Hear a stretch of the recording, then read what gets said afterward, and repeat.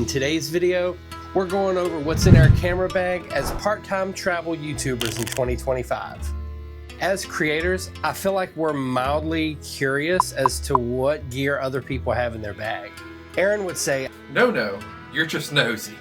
Because we're always on a quest to find the best vlogging and travel gear to help make our videos more cinematic, gear that's going to help tell the story that we're trying to tell, but also gear that isn't going to break the bank. And after spending thousands over the last few years on some good gear and some gear that wasn't worth a shit, we think we finally have this camera bag thing dialed in for 2025. Timestamps are in the description and in chapter markers down at the bottom of the video in case you see something that you need. So the WANDRD Prvke is like their most prolific bag, but it's the perfect size for us. It's small enough for us to stay light for a day outing, but large enough to carry on a trip and protect everything we need to shoot content. Where are you? Fuck, where are we? Welcome to Cologne. We like the bags from WANDRD because their products offer purposeful form and function without any gimmicky features. Starting with the outside, it's made of a tarpaulin material, which is waterproof and very durable. A lay-flat zipper compartment is usually where I store important documents like a printed copy of our passport, our driver's license, boarding passes, travel visas, and then eventually receipts as we go along on the trip. It has a 5-liter roll top, so this 31-liter bag could technically become a 36-liter bag. It has a side access flap, a water bottle pocket, key compartment, and a luggage pass-through strap. But behind this luggage pass-through strap is a little hidden zipper. And that's usually where we keep our passports on travel days. Optional accessories include a rain fly. If you're gonna be in super rainy environments, this rain fly goes over the outside of the bag to keep it from getting like soaked. But also accessory straps that can attach to the front of the bag or underneath to carry a tripod or a rolled up hoodie. Also on the front, you can attach these little tech bags for additional grab-and-go storage or use the tech pouch on its own with a shoulder strap, like a minimal day pack sling. We love these little bags. They also make good at the seat bags for when you're on the plane. We've got them in a couple of different colors. Aaron's got a green and a blue. I've got an orange and a black. The Prvke comes in multiple colors and 3 additional sizes, 2 smaller and 1 larger. This color is the Sedona orange, and Aaron's bag is the Makalu gray, I think is the name of it. But the 31-liter we feel is really the sweet spot from a perspective of not having a bag that's too big, something that's too heavy, but yet it's big enough to carry all the stuff that you're gonna need. So links in the description down below to WANDRD's website. If you're new here, our channel's about traveling cheap using credit card miles and points in the hopes that our travels inspire you guys to get out of your 50-mile bubble and see a little bit more of the world on a budget. We are a lot more considerate about what we carry. Over the years, we've discovered that the more comfortable you are physically, because you're not hauling around heavy backpacks full of every piece of kit that you own, it frees you up mentally so that you can think about those shots and shoot intentionally to tell the story that you're trying to tell. For our tripod, we use the Ulanzi F38. It's a fairly light travel tripod and it fits in this water bottle pocket on the side of the Prvke with a strap to secure it down. We don't always bring a tripod with us, but when we do, this is where we keep it.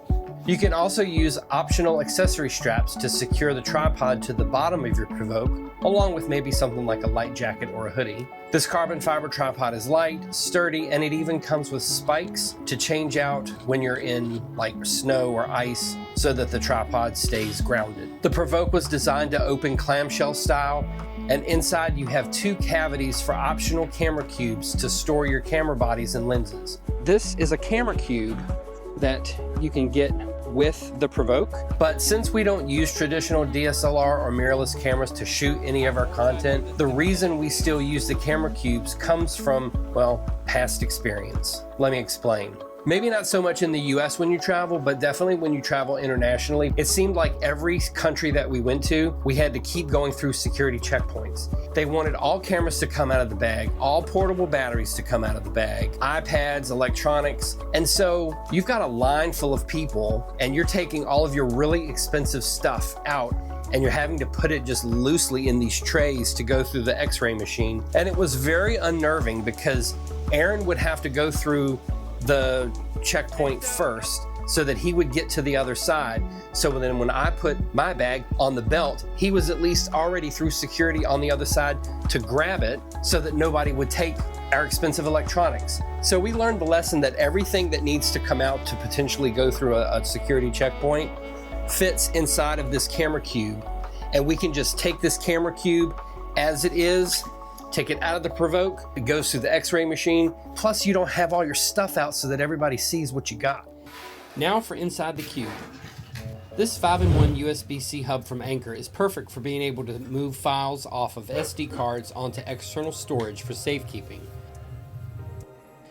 2 USB-A plugs, 2 USB-C plugs, pass-through charging, and an HDMI. We've actually used the HDMI cable to plug our iPad to a TV in a hotel room to watch our shows when traveling.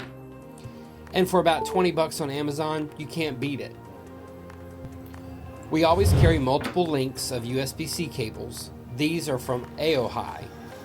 For power on the go, this is the 10,000 milliamp power bank from Anker's Zolo line. Comes in multiple colors for about $16. A perfect size to carry out on a day trip or to top off your USB-C devices. I keep this little 5,000 milliamp battery in my flight bag as another light and easy way to charge without digging around for bigger batteries or relying on finding a wall plug. Talking more about power, we typically don't charge directly from a wall plug, especially in foreign countries. We charge these larger power banks from Anker and then charge our devices from the power banks. Electricity is different voltages in other countries and on cruise ships, so to avoid the risk of blowing up something expensive, this is how we roll. These are the Anker Prime power banks, both with 120 watt output. They charge at like 30 watts and super fast. An optional accessory is a desk charging base. Now to the cameras. This is the Ace Pro from Insta360. We switched from that other popular action camera to the Insta360 because of better battery stability and hella better low light performance. The Ace Pro is waterproof to 33 feet, has a 1.3 inch sensor, f2.6, 16 millimeter focal length, 48 megapixel RAW and DNG photo formats, supports external mics, and the low light mode is far superior than any other camera we've used. It shoots in a variety of built-in color profiles at 8K at 24, 4K up to 120. My biggest gripe though is the focus length. You can't get too close to things with this camera. It's best at an arm's distance or further. Here's a low light comparison. Next is the Insta360 Go 3S with this versatile detachable camera pod. Well, the action pod. We love this little camera and you see it frequently on my hat visor or chest mount using the magnetic pendant. While the action pod is the only part that's waterproof down to 33 feet, the Go 3S shoots 4K up to 30 frames per second, up to 200 frames per second in 1080, has a f2.8 aperture equivalent to a 16mm focal length, has Apple Find My support, and this cool flip-up screen for talking heads and framing shots. The Go 3S comes with a variety of magnetic accessories and is perfect for those hard-to-get places. This little tripod is perfect for travel when we don't bring the larger one. Our drone is the DJI Mini 3 Pro with the RC controller. More importantly though is this fire-resistant case that we carry the 3 batteries in to be FAA compliant. We've never had an issue, but it's better to be safe than set an airplane on fire. We shoot a lot using our iPhone, and the Sherpa series from Freewell is really a neat concept. You have the silicone case for your phone, but then you can attach these ND filters magnetically to ensure you have the right motion blur when shooting manually. Freewell sells this optional grip that includes a Bluetooth shutter button and even converts to a selfie stick for vlogging or extending your reach to get a shot. Our favorite iPhone vlog accessory is this Genius cage from Freewell. Same concept as the Sherpa case, but much more feature-rich.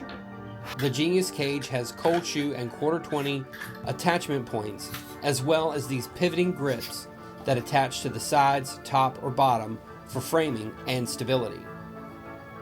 The grips come off to be either a tripod or an extension pole. The same ND filters from the Sherpa series work with this cage. We actually filmed our entire Christmas market series using these accessories from Freewell. Using a cold shoe attachment, we have this RGB light from Ulanzi for those low light situations.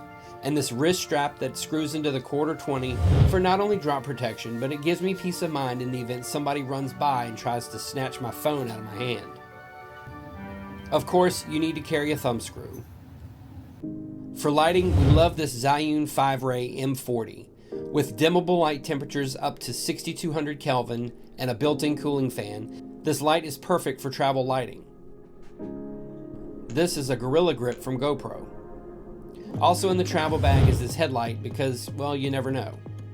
Both the Zihyun and the headlight band charge by USB-C.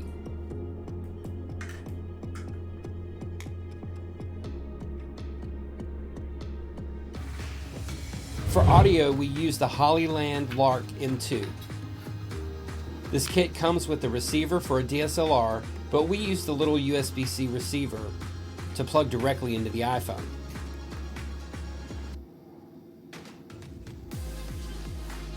Because of the design of the Freewell Genius cage, we have to use this U-shaped dongle to attach the receiver to the phone. The receiver even supports pass-through charging, a feature not found on the new DJI or Rode mini mics. The mics are attached using magnets or a pendant, and it has this little hat clip that's also magnetic.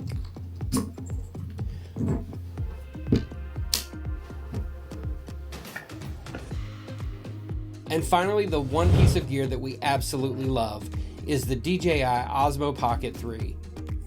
This 3-axis gimbal camera shoots up to 4K 120 in 10-bit D-Log-M with a 1-inch CMOS sensor. And the 2-inch rotating screen allows for both vertical and landscape recording.